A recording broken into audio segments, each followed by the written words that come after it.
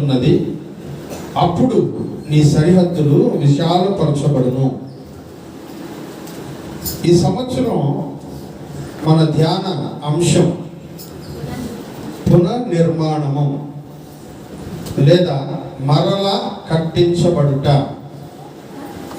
ఇది ఈరోజు దేవుడు మనతో మాట్లాడడానికి ఏర్పాటు చేసుకున్న విషయం. ప్రియమైన వాళ్ళ, అయితే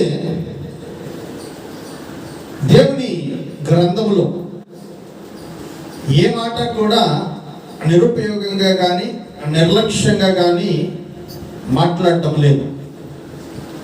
ప్రతి మాటను దేవుడు చాలా జాగ్రత్తగా ఏ సమయంలో ఏది మాట్లాడాలో దాన్ని చాలా చక్కగా స్పష్టంగా మాట్లాడుతూ ఉన్నాడు. ఈ సంవత్సరం మనము కట్టబడాలనేది దేవుని ఉద్దేశం.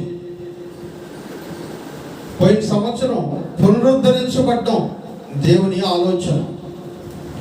ఈ సంవత్సరం మరలా నిర్మించబడ్డం దేవుని యొక్క తలంపు. మరలా కట్టబడ్డం అంటే ఒకసారి కట్టబడినవి అని అర్థం. ఒకసారి కట్టి పూర్తి చేయబడినవి అంటే వాక్యం ఎవరి కొరకంటే అన్ని జనుల కొరకు కాదు. ఒకసారి ప్రభువునందు విశ్వాసం ఉంచినటువంటి వారికి మరలా దేవుని యొక్క వాక్యం వస్తూ ఉంది. ఒకసారి బాగా నిర్మించబడి చక్కగా ఉంది అని ఆలోచించుకొని కొంతకాలము సంతోషించిన తర్వాత మరలా నిర్మాణం చేయాల్సిన పరిస్థితిని దేవుడు చూస్తూ ఉన్నాడు. మరలా అనే పదము దేన్ని చూపిస్తూ ఉన్నదంటే పాతవి ఒకసారి గతించినవి అనే విషయాన్ని జ్ఞాపకం చేస్తుంది. మరలా అనే పదం అంటే ఇంతకుముందు ఉన్నవి ఇప్పుడు కనబడకుండా పోతూ ఉన్నాయి, లేకుండా పోతూ ఉన్నాయి, కనుమరుగైపోతూ ఉన్నాయి. పాతవి, కూలిపోయినవి లేదా పాడైపోయినవి అని అర్థం. ఏవైనా మరలా కట్టాలి అంటే అర్థం ఏంటంటే ఇంతకుముందు కట్టాము ఇప్పుడు పాడైపోయాయి, ఇంతకుముందు కట్టాము ఇప్పుడు కూలిపోయాయి, ఇంతకుముందు కట్టాము ఇప్పుడు పాతబడిపోయాయి. వాటిని ఇప్పుడు మరలా కొత్తవి చేసే ప్రయత్నంలో ఉన్నాం. అదే దాని అర్థం. ఇది ఆత్మీయ అర్థంగా కనుక భావిస్తే ఒకానొకప్పుడు బలమైనవి ఇప్పుడు బలహీనమైపోయాయి అని అర్థం. ఒకానొకప్పుడు దేవుడు వేటి ఎందైతే అతిశయించాడో ఇప్పుడు అవి అతిశయించడానికి వీలు లేకుండా పోయాయి అని అర్థం. వీటిని మరలా కడితే కానీ దేవునికి వాటి యొక్క సంతోషము కలగడం లేదు. మనం మన ఆత్మీయ జీవితము కట్టబడింది. మన కుటుంబ జీవితాన్ని దేవుడు కట్టాడు ఒకానొకప్పుడు. మన ఆర్థిక పరిస్థితులను దేవుడు కట్టాడు. మన సామాజిక వ్యక్తిగత జీవితాలని దేవుడు కట్టాడు ఎంతకాలం. అయితే కారణాలు ఏమైనా కావచ్చు, ఇప్పుడు మన ఆత్మీయ జీవితం యొక్క పటిష్టత అనగా బలము తగ్గిపోయింది. మన కుటుంబ జీవితంలో ఉన్నంత బలం ఇంతకు ముందు నా కుటుంబమే నాకు బలం అని అనుకుంటున్నటువంటి ఆ స్థితి ఇప్పుడు కనబడడం లేదు, బలహీన పడిపోయింది. ఎందుకో తర్వాత చూద్దాం. ఒక్కొక్క భాగాన్ని మనం ధ్యానం చేసుకుంటూ ఉన్నప్పుడు మన ఆర్థిక స్థితిగతులని దేవుడు కట్టాడు, కానీ నేడు అవి బలహీన పడుతూ ఉన్నట్లు కనబడుతూ ఉన్నాయి. మన వ్యక్తిగత జీవితాలు పరిశుద్ధమైనవిగా దేవుడు కట్టాడు, కానీ ఇప్పుడు కాస్త బలహీన పడిపోయినట్లుగా కనబడుతూ ఉన్నాయి. మన రక్షణ ప్రాకారం కట్టబడింది, కానీ ఇప్పుడు దాని బలము ప్రశ్నార్థకం అయిపోయింది. మరలా కట్టబడాలి అంటే మొదట అవి కూలిపోయి ఉండాలి అని అర్థం. మరలా కట్టబడవలసిన పరిస్థితి ఉంది అంటే ఏదో బలహీనపడింది అని అర్థం. నీ ఆత్మీయ జీవితం కూలిపోయిందా? నీ కుటుంబ జీవితం కూలిపోయిందా? నీ ఆర్థిక, సామాజిక, వ్యక్తిగత జీవితాలు కూలిపోయాయా? ప్రియమైనటువంటి వాళ్ళారా, మన దేవుడు చెప్తున్నాడు, కూలిపోయిన వాటిని నేను మరలా కట్టిస్తాను. దేవునికి స్తోత్రం కలుగును గాక. హల్లెలూయా. కూలిపోయిన వాటిని నేను మరలా కట్టిస్తాను. కానీ ఈ కూలిపోయినవి కట్టడం అనేటువంటి విషయంలో కొన్ని విషయాలను దేవుడు జ్ఞాపకం చేస్తూ ఉన్నాడు. కూలిపోయిన జీవితాలు కావచ్చు, కూలిపోయిన కుటుంబాలు కావచ్చు, కూలిపోయిన సమాజం కావచ్చు, కూలిపోయిన సంఘాలు కావచ్చు, కూలిపోయిన సామ్రాజ్యాలు కావచ్చు, ఆత్మీయతలు కావచ్చు, అభిమానాలు కావచ్చు, అనుబంధాలు కావచ్చు, ఇవన్నిటినీ దేవుడు అంటూ ఉన్నాడు, నేను వాటిని కడతాను. కానీ ఇవి కూలిపోవడానికి కారణం ఏమై ఉంటుంది? ఈ సంవత్సరం అంతా దేవుడు మనతో మాట్లాడుతున్నటువంటి విషయం, నేను నిన్ను కడతాను, కానీ నువ్వు కూలిపోవడానికి కారణం ఏంటో తెలుసుకుంటేనే నేను నిన్ను మరలా బాగా కట్టేటువంటి అవకాశం, ఇంకా బెటర్గా కట్టేటువంటి అవకాశం నాకు కలుగుతూ ఉంది అంటూ ఉన్నాడు. ఒకవేళ కొంతమందిని కట్టినా కూడా మరలా కూలిపోయేటువంటి వాళ్ళు ఉంటారు. వాళ్ళకి అవకాశం లేదు ప్రియుల. ఏవి కట్టబడతాయి, ఏవి కట్టబడకుండా వదిలేస్తాడు దేవుడు. ఏవి బాగుగా కడతాడు, వేటిని కట్టకుండా వదిలేస్తాడు. ఈ విషయాలని మనం ధ్యానం చేద్దాం. వాటికంటే ముందు అసలు పతనం అయిపోవడానికి, కూలిపోవడానికి కారణాలు ఏంటో విశ్లేషించే ప్రయత్నం చేద్దాం. ప్రకటన గ్రంథము 18వ అధ్యాయము 2వ వచనం. ప్రకటన గ్రంథము 18వ అధ్యాయము 2వ వచనం. గొప్ప స్వరముతో ఆర్భటించి ఇట్లనెను, మహాబబులోను కూలిపోయెను. ఎవరంటే కూలిపోయింది?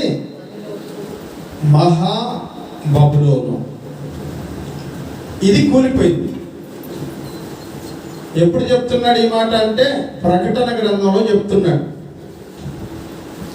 ప్రకటన గ్రంథంలో కూలిపోయింది అంటే ఇంక దాన్ని కట్టడమో వీలు కాదు అన్నాడు. నేను చెప్పాను ముందే, కొన్ని కట్టబడతాయి, కొన్ని అలాగే వదిలివేయబడతాయి.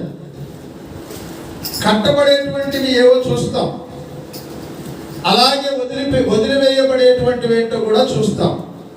ఇప్పుడు మనం చదివినటువంటి వాక్య భాగంలో 18వ అధ్యాయము 2వ వచనంలో అంటున్నాడు, మహాబబులోను కూలిపోయెను. బబులోను ఏమైపోయిందంట? కూలిపోయింది. ఎవరు చెప్తున్నారు ఈ మాట? 1వ వచనం. అటు తర్వాత మహా అధికారము గల వేరొక దూత పరలోకము నుండి దిగి వచ్చుట చూచితిని, అతని మహిమ చేత భూమి ప్రకాశించెను. అతడు గొప్ప స్వరముతో ఆర్భటించి పరలోకం నుంచి మహా అధికారము గల ఒక దూత, మహాబబులోను కూలిపోయిందని చెప్పడానికి మహా అధికారము గల ఒక దూత పంపించబడ్డాడు. ఆయన ఏం చెప్తూ ఉన్నాడంటే, మహాబబులోను కూలిపోయింది, అది ఇక ఎవ్వరు కట్టరు దాన్ని అలాగే దాన్ని వదిలివేస్తారు అని చెప్తూ ఉన్నారు. ప్రియమైనటువంటి వాళ్ళారా, ఈ వాక్యం మనకు ఒక హెచ్చరిక లాంటిది. ఎందుకంటే మనం బబులోను లాగా మారితే కూలిపోతాము, ఇశ్రాయేలు లాగా మారితే కట్టబడతాం. హల్లెలూయా. బబులోను లాగా మారితే కూలిపోతాం, ఇశ్రాయేలు లాగా మారితే కట్టబడతాం. బబులోను, ఇశ్రాయేలు ఈ రెండింటి మధ్యలో ఉన్నటువంటి తేడా మనం నేర్చుకోవాలి. బబులోను దేశం అంటే మనకు జ్ఞాపకం వచ్చేటువంటి వాడు రాజైన నెబుకద్నెజరు. అందుకని ఆయన గురించి క్లుప్తంగా 4 మాటలు చెప్పి ఆ తర్వాత బబులోను దగ్గరికి రావడానికి ప్రయత్నం చేస్తాం. చదువుకుందాం. యెహెజ్కేలు గ్రంథం, దానియేలు గ్రంథం, దానియేలు గ్రంథంలోనికి వెళ్దాం. దానియేలు గ్రంథము 1వ అధ్యాయం. దానియేలు గ్రంథము 1వ అధ్యాయం ఎలా రాయబడుతోంది? 1వ వచనం చదవండి. యూదా రాజు యెహోయాకీము ఏలుబడిలో 3వ సంవత్సరమున బబులోను రాజు నెబుకద్నెజరు యెరూషలేము మీదకి వచ్చి దానిని ముట్టడి వేయగా. బబులోను రాజు యూదా రాజ్యం మీదకి వచ్చి దానిని ముట్టడి వేశాడు. దానిపైన విజయం సాధించాడు. అక్కడ ఉండేటువంటి ప్రజలను తీసుకెళ్ళిపోయాడు. అక్కడ ఉన్నటువంటి దేవుని మందిరాన్ని పాడు చేశాడు. దేవుని మందిరంలో మిగిలినటువంటి ఉపకరణాలన్నిటినీ తీసుకెళ్ళిపోయాడు. ఇవన్నీ జరిగిపోయాయి.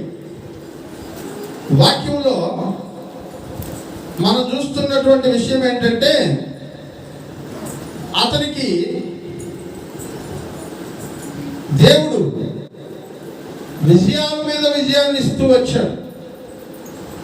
ఒక చిన్న దేశం ప్రపంచాన్ని పరిపాలించేటువంటి దేశంగా మారిపోయింది. ఎవ్వరూ ఎన్నిక చేయనటువంటి బబులోను ప్రపంచ అధికారాన్ని పొందినటువంటి దేశంగా మారిపోయింది. దానికి రాజు నెబుకద్నెజరు. ఈ నెబుకద్నెజరు ఒకానొక రోజున ఇంటి మిద్దె పైన తిరుగుతూ ఉన్నాడు. ఎక్కడ తిరుగుతున్నాడంట? ఇంటి మిద్దె పైన తిరుగుతూ ఉంటే ఏం జరిగిందంటే, అకస్మాత్తుగా ఆ దేశం మొత్తం ఆయన చూసుకుంటూ ఉన్నాడంట. చూసుకుంటూ ఈ దేశం మొత్తం నేను సంపాదించిందే కదా, ఇదంతా కూడా నా యొక్క ఘనతే కదా అని నెబుకద్నెజరు అనుకుంటూ ఉన్నాడంట. అలా అనుకుంటూ ఉండగానే దేవుడు నెబుకద్నెజరుతో ఒక మాట చెప్పాడు. నువ్వు ఏమవుతావంట? గడ్డి మేసేటువంటి జంతువుల్లో ఒకటిగా మారిపోతావు అన్నాడు. హల్లెలూయా.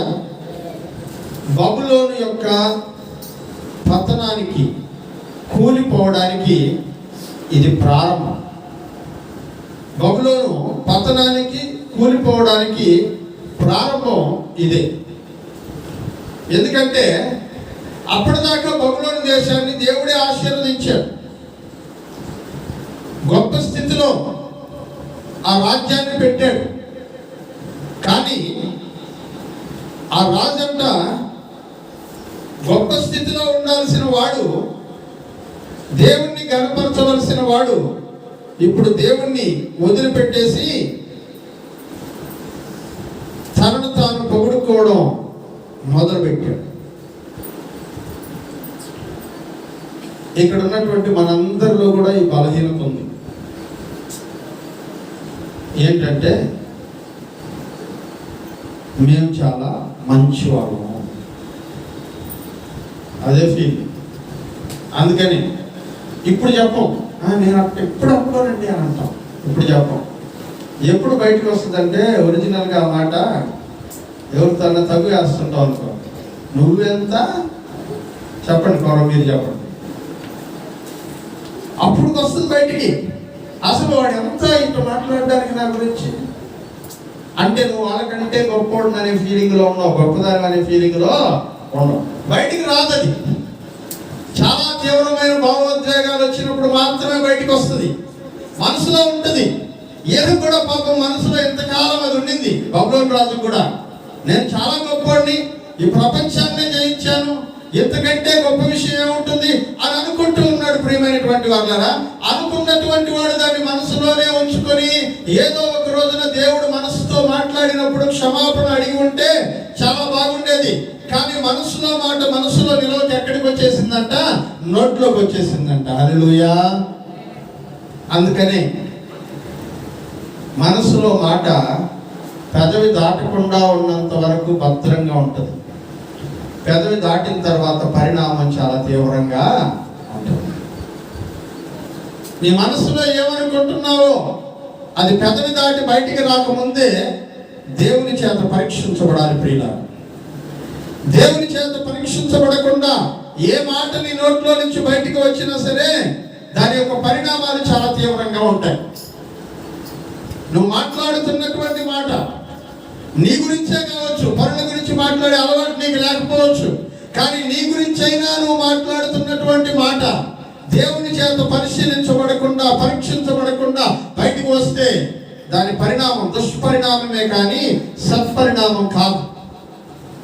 అందుకనే ఈ నెబుకద్నెజరు రాజు కూడా అనుకున్నాడంట, నేను చాలా మంచివాడిని, నేను చాలా గొప్పవాడిని, నేను గొప్పవాడిని అయిపోతున్నానంటే అది కారణం నాకున్నటువంటి బలము, నాకున్నటువంటి పరాక్రమము, ఇంకా ఏది కారణమో కాదు. నా బలము చేత, నా పరాక్రమము చేత నేను ఈరోజు నా ఈ స్థితిలోనికి వచ్చాను అని అనుకుంటూ ఉన్నాడంట. ఇలా అనుకుంటూ ఉన్నటువంటి సందర్భంలో దేవుడు నెబుకద్నెజరు రాజుతో మాట్లాడాడు. ఏం చెప్పాడంటే, నువ్వు జంతువుల్లాగా గడ్డి తినడం మొదలు పెడతాం. ఎక్కడి నుంచి ఎక్కడికి పడిపోయాడో ఆలోచించు. సింహాసనం మీద కూర్చొని ప్రపంచాన్ని పరిపాలించాల్సిన చక్రవర్తి ఇప్పుడు అడవిలో ఎక్కడో ఒక మూల కూర్చొని జంతువుల దగ్గర నిలబడుకొని జంతువులు తింటున్నట్టు గడ్డి తింటూ బ్రతుకుతా ఉన్నాడు.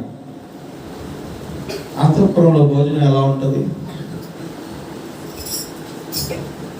మనమే ఎప్పుడన్నా మంచి భోజనం చేసుకోవాలంటే బ్రహ్మాండంగా వండుకొని తింటాం. అట్లాంటిది రాజుగారు భోజనం చేయాలంటే ఎంత మంచి భోజనం దొరుకుతుంది. కానీ దేవుడు అన్నాడు, ఈ భోజనం నేను ఇచ్చిందని నువ్వు గుర్తించడం లేదు కాబట్టి ఏం తింటావంట? నువ్వు గడ్డి తింటావు. ప్రియమైన వాళ్ళని చాలా మందికి ఒక సందేహం ఉంటుంది.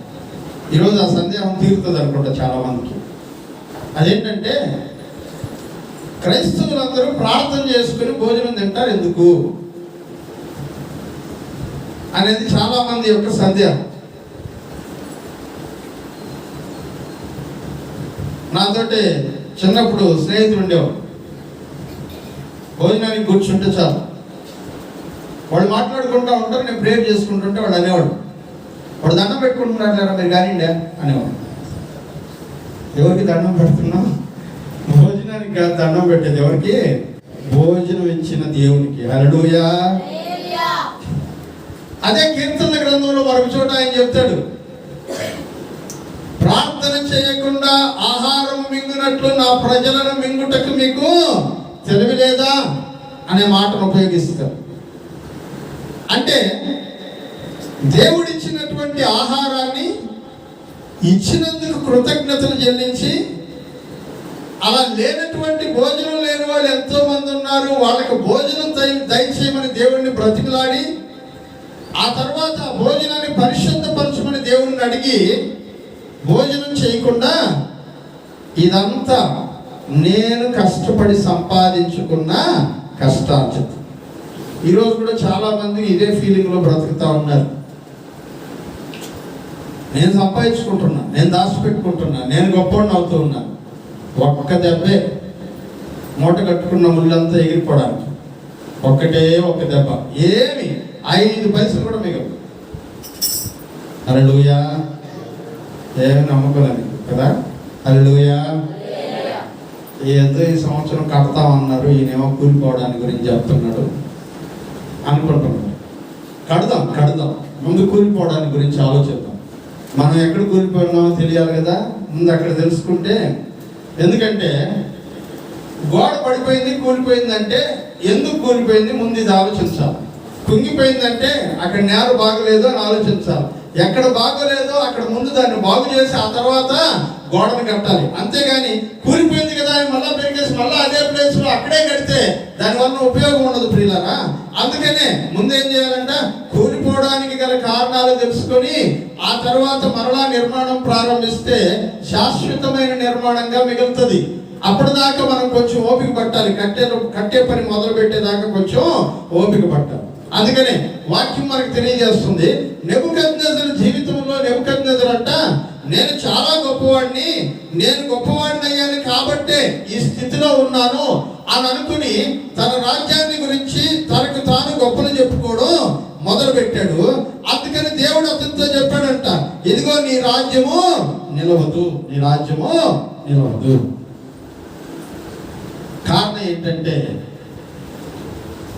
తన గురించి తాను అతిశయించడం, తన గురించి తాను గొప్పలు చెప్పుకోవడం. ఈరోజు ఇక్కడ మీలో చాలా మంది ఉంటారు, మన గురించి మనం చాలా గొప్పగా అనుకునేవాడు. మన గురించి గొప్పగా చెప్పాల్సింది ఎవరు కాదు, మనం కాదు. ఎవరు చెప్పాలంట, తన నోరు కాదు పరుడే మనలను పొగడదగను అంటాడు. మన నోరు కాదంట మనల్ని పొగడాల్సింది. ఎవరంట, మన ఎదురుగా మనల్ని చూసేవాళ్ళు మన గొప్పతనం గురించి చెప్పాలి. అంతేకాదు మన గురించి మనం గొప్పతనం చెప్పుకోవడం దానిలో గొప్ప విషయం ఏమీ లేదు ప్రియమైనటువంటి వాళ్ళు. అలా తమ గురించి తాము గొప్పలు చెప్పుకునేటువంటి వాళ్ళు ఇవన్నీ మా వల్లే జరుగుతూ ఉన్నాయి అని అనుకుంటూ ఉంటారు.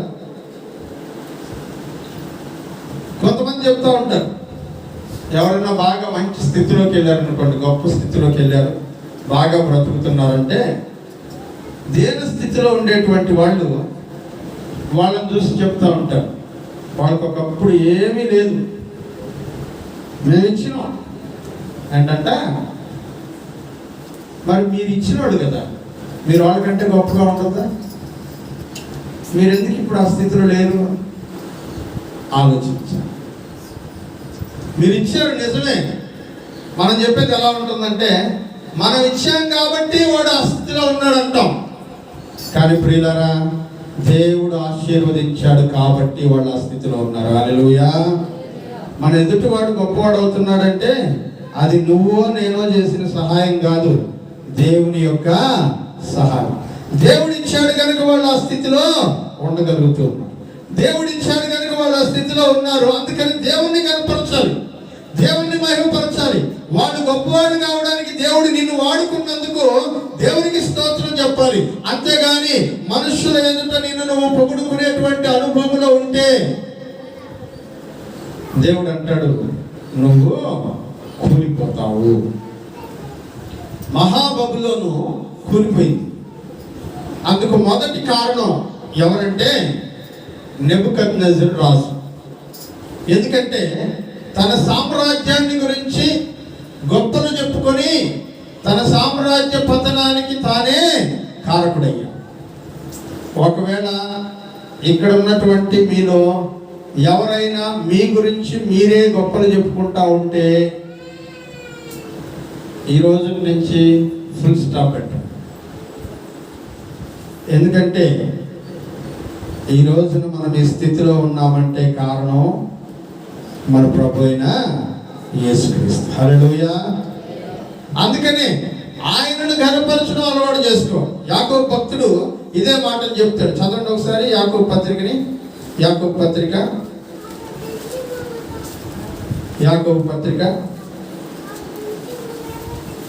4వ అధ్యాయం 13వ వచనం. నేడైనను రేపైనను ఒకానొక పట్టణమునకు వెళ్ళి అక్కడ 1 సంవత్సరం ఉండి వ్యాపారం చేసి లాభము సంపాదించము రండని చెప్పుకుని వారులారా, రేపేమి సంభవించునో మీకు తెలియదు. మీ జీవితం ఏపాటిది? మీరు కొంతసేపు కనబడి అంతలో మాయమైపోయే ఆవిరి వంటి వారు కనుక ప్రభు చిత్తమైతే మనము బ్రతికి ఉండి ఇది అది చేయుదమని చెప్పుకొనవలెను. ఇప్పుడైతే మీరు మీ డంబముల యందు అతిశయపడుచున్నారు. ఇంటి అతిశయమంతయు చెడ్డది, కాబట్టి మేలైనది చేయనెరిగి అలాగు చేయువానికి పాపము. చూసారా వాక్యం ఏం చెప్తున్నాడు? ఆ ఊరికి పోతాం, ఈ ఊరికి పోతాం, అక్కడ కష్టపడి సంపాదించుకొని బాగా అభివృద్ధి అవుదాం, బాగా ఆస్తి సంపాదించుకుందాం అని అనుకుంటున్నటువంటి వారులారా, చాలా చాలా బాగా చెప్తున్నాడు. నేడైనను రేపైనను ఇదిగో ఆ పట్టణానికి వెళ్తాం, అక్కడ కాపురం ఉంటాం, ఇక్కడ ఉంటాం, ఇది సంపాదించుకుంటాం, అది సంపాదించుకుంటాం, ఈ వ్యాపారం చేస్తాం, ఆ వ్యాపారం చేస్తాం అని చెప్పుకుంటున్న వాళ్ళారా, రేపేం జరుగుతుందో మీకు తెలియదు. కాబట్టి ఎలా మొదలెట్టాలంట మన మాట? ప్రభు చిత్తమైతే. చదవండి 15వ వచనం. కనుక ప్రభు చిత్తమైతే మనం బ్రతికుండి ఈ పని ఆ పని చేస్తాం. ప్రభు చిత్తం లేకుండా నేనే చేసేస్తానని చెప్పుకునేటువంటి ప్రయత్నం చేయండి. దేవుడు దాన్ని అంగీకరించదు. ప్రభు అయినటువంటి యేసుక్రీస్తు యొక్క రక్తం వలన కడగబడినటువంటి నువ్వు నేను అతిశయించడానికి ఇంకేది లేదు ప్రియులారా. ఎందుకంటే భక్తుడైన పౌలు గారు చెప్తున్నాడు, నేను అతిశయపడడానికి ఒకే ఒక కారణం ఉంది. అదేంటంటే ప్రభు అయినటువంటి యేసుక్రీస్తు శిలువ యందు తప్ప మరి దేని యందు నేను అతిశయపడను అంటాడు. దేవునికి స్తోత్రం కలుగును గాక. హల్లెలూయా. మనం అతిశయపడడానికి, గర్వపడడానికి, గొప్పగా మాట్లాడుకోవడానికి ఏం లేదు. ఎందుకంటే ఈ లోకంలో మనం బ్రతికి ఈ లోకంలో చనిపోయి నెక్స్ట్ మినిట్ లో పరలోక రాజ్యం వెళ్తున్నామంటే మన ఘనత కాదు, మన పరిశుద్ధత కాదు, మన గొప్పతనం కాదు, కేవలము యేసుక్రీస్తు యొక్క కల్వరి శిలువ రక్తధారంలో కడగబడినటువంటి అనుభవం మాత్రమే కారణం కనుక మనం అతిశయపడితే యేసు శిలువ యందే అతిశయం.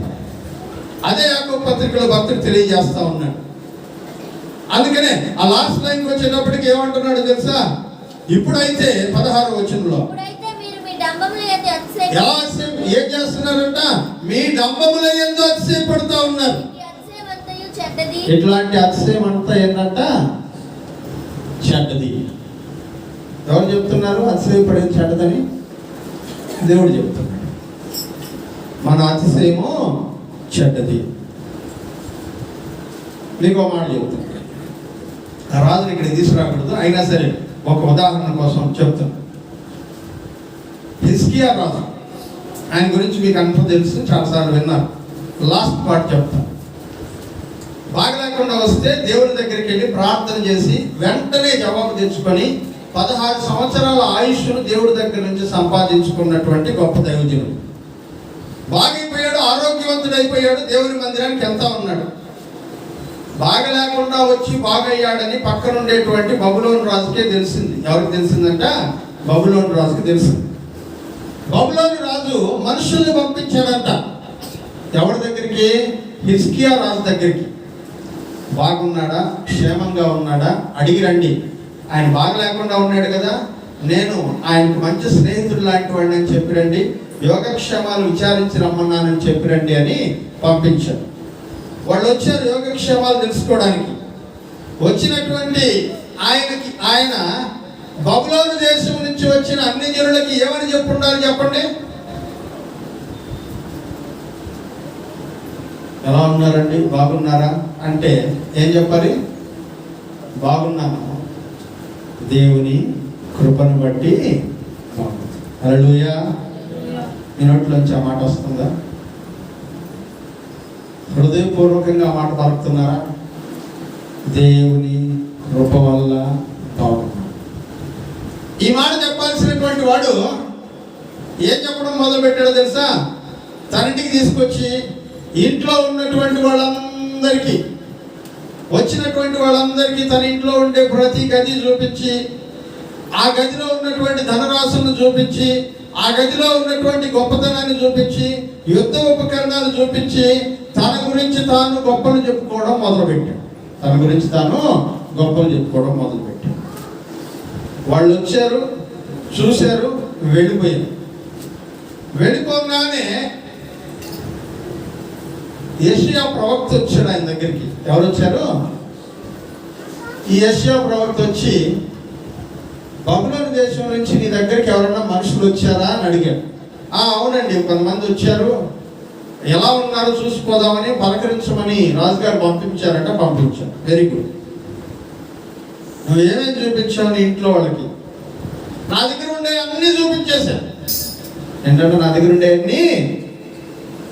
యెషయా ప్రవక్త అన్నాడు, దేవుణ్ణి గనపరచకుండా నిన్ను గనపరుచుకున్నావే, నీ దగ్గర ఉన్నవన్నీ బబులోనికి ఎత్తుకెళ్ళిపోతాం అని చెప్పి ఆ రోజు చెప్పిన మాట మనం ఇప్పుడు దానియేలు గ్రంథం 1వ అధ్యాయం 1వ వచనం 2వ వచనంలో జరిగిన మాట చదవండి. ఇప్పుడు అర్థమవుతుంది.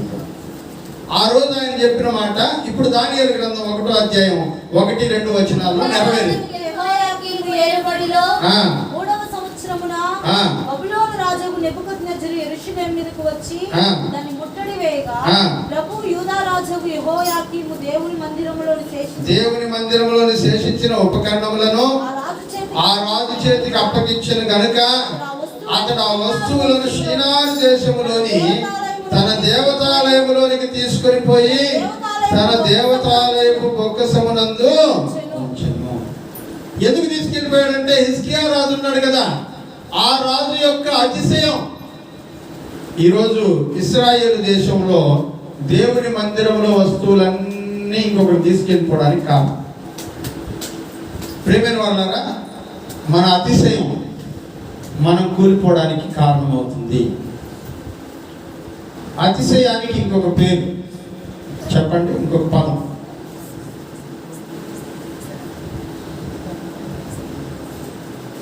అతిశయానికి ఇంకొక పేరు, ఇంకొక పదం గర్వము. ఏంటి? నాశనానికి ముందు ఏం వెళ్తుందంట?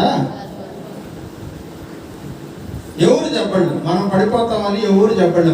మన మనసులో ఒక్కరో గర్వం వచ్చిందంటే వెనకాల ఏముంటుంది? పడిపోవడమే. ముందు గర్వం వెళ్తూ ఉంటుంది, వెనకాల నాశనం వస్తూ ఉంటుంది. వాక్యం చాలా జాగ్రత్తగా చెప్తుంది. బబులోను కూలిపోయాను ప్రకటన గ్రంథంలో చదివాం. ఇంకా ఎప్పటికీ తిరిగి కట్టబడే అవకాశం లేదు, ఎప్పటికీ అది లేదు. ఎందుకంటే ప్రారంభం, దానికి పునాది వేసినటువంటి నెబుకద్నెజరు రాజు ఏం చేశాడంటే దాన్ని కూలిపోయేటట్లుగా పునాది వేశాడు. తన అతిశయం మీద పునాది వేశాడు, తన గర్వం మీద పునాది వేశాడు, తన డంబముల మీద పునాది వేశాడు. ఇదిగో అతిశయం మీదనో డంబము మీదనో గర్వం మీదనో పునాది వేసినటువంటి పునాదులన్నీ కూడా కదిలిపోయి ఒకరోజు కూలిపోతాయి. ప్రియమైనటువంటి వాళ్ళారా, స్థిరమైనటువంటి పునాది ప్రభు అయిన యేసుక్రీస్తే. హల్లెలూయా. చదవండి కొరింథీయులకు రాసిన పత్రిక, 2వ కొరింథీయులకు రాసిన పత్రిక అనుకుంటాను.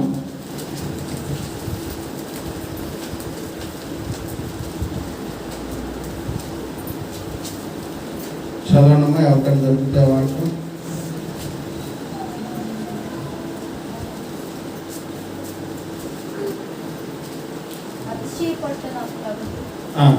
ఎన్నో అధ్యాయం?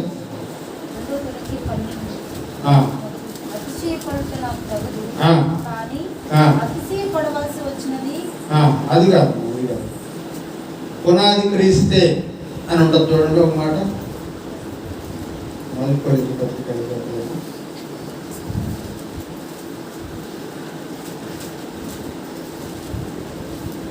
బండ మీద వేయబడినటువంటి పునాది, ఆ పునాది క్రీస్తే అనే మాటను మనం చదువుతా ఉన్నాం. సరే నేను చూపిస్తాను ఈ లోపల మీరు వాక్యం. దేవుని వాక్యంలో మనం చూస్తూ ఉన్నాము. ఆయన అంటూ ఉన్నాడు, స్థిరమైనటువంటి పునాది ఒకటి ఆయన వేసి ఉన్నాడు. ఆయన వేసినటువంటి పునాది చాలా స్థిరమైనటువంటిది. ఎవరు ఆ పునాదిని తీసివేయలేరు. ఆ పునాది యేసుక్రీస్తే అని చెప్తా ఉన్నాడు. ఆ పునాది మీద కాకుండా ఇంకా ఎక్కడైనా సరే ఎవరైనాను దేనినైనాను కట్టిన ఎడల అగ్ని దానిని పరీక్షిస్తుంది.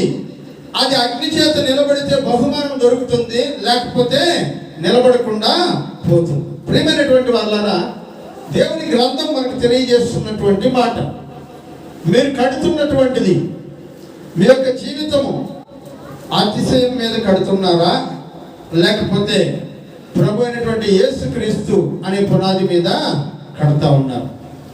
దేని మీద మీరు మీ జీవితాన్ని కట్టారో ఒకసారి ఆలోచించండి. ఈరోజు అవి కూలిపోతూ ఉన్నాయనో, బలహీన పడిపోతూ ఉన్నాయనో, పాడైపోతూ ఉన్నాయనో దిగులు చెందాల్సిన అవసరం మీకు ఎందుకు వచ్చిందో ఒకసారి ఆలోచించండి. ఎందుకంటే మీ పునాది స్థిరమైనది. చదువు. దేవుడు నాకు అనుగ్రహించిన కృప చొప్పున రెఫరెన్స్ చెప్పు. 3:10 అధ్యాయం 10 2 కొరింథీ పత్రిక 1 కొరింథీ పత్రిక 3 అధ్యాయం 10 దేవుడు నాకు అనుగ్రహించిన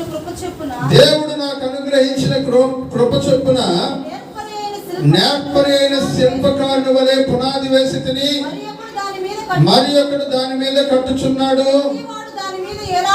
ప్రతివాడు దాని మీద ఎలాగు కట్టుచున్నాడో జాగ్రత్తగా చూచుకొనవలెను. వేయబడినది తప్ప మరి ఒక పునాది ఎవడును వేయలేరుడు. ఈ పునాది ఎవరంట?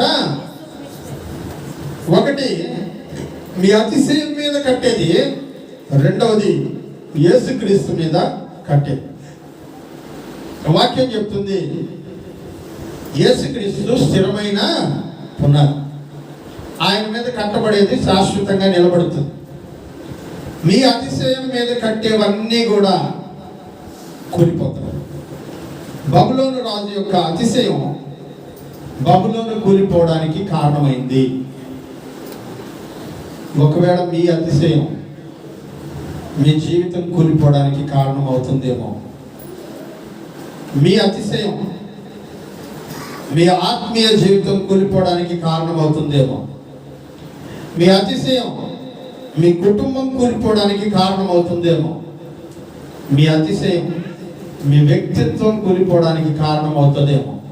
ఎందుకంటే గర్వం నాశనానికి ముందుగా వెళ్తుంది. గర్వాన్ని పలికించే మొట్టమొదటి ఆయుధం ఏదంటే మన శరీరంలో మన నోరు. దాంట్లో నుంచే బయటకు వెళ్తాయి. కనుక మన హృదయంలో ఉన్నటువంటి అతిశయం నోరు దాటక ముందే బాగు చేసుకోగలిగితే కూలిపోవడాన్ని ఆపగలం, కూలిపోకుండా కాపాడుకోగలం. కానీ ఇప్పటికే కూలిపోయాయంటే కారణం ఏంటో తెలుసా? నీ అతిశయం, నీ గర్వం. దాన్ని వదిలిపెట్టమని దేవుని నామంలో మీకు మనవి చేస్తూ ఉన్నా. ఖచ్చితంగా నెబుకద్నెజరు వదిలిపెట్టలేకపోయాడు కాబట్టే అడవిలో గడ్డి వేశాడు. ఎప్పటిదాకా అంటే తనకు మరలా మంచి బుద్ధి వచ్చేంత వరకు 7 కాలముల పాటు అనందు వాక్యం. మరలా మంచి బుద్ధి వచ్చేంత వరకంట ఆయన అడవిలో గడ్డి వేస్తా ఉన్నాడంట. మనకు ఆ స్థితి వద్దు. ఆ స్థితి రాకముందే మారు మనసు పొందుదాం.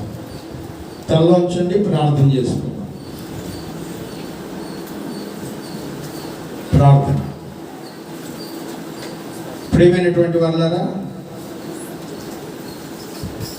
నీవు మరలా కట్టబడ్డావు. దేవుని ఆలోచన, దేవుని ప్రణాళిక. కానీ మరలా కట్టబడే అనుభవం నీ జీవితంలో ఎందుకు వచ్చిందో ఒకసారి ఆత్మావలోకనం చేసుకోవాలి, పరిశీలన చేసుకోవాలి.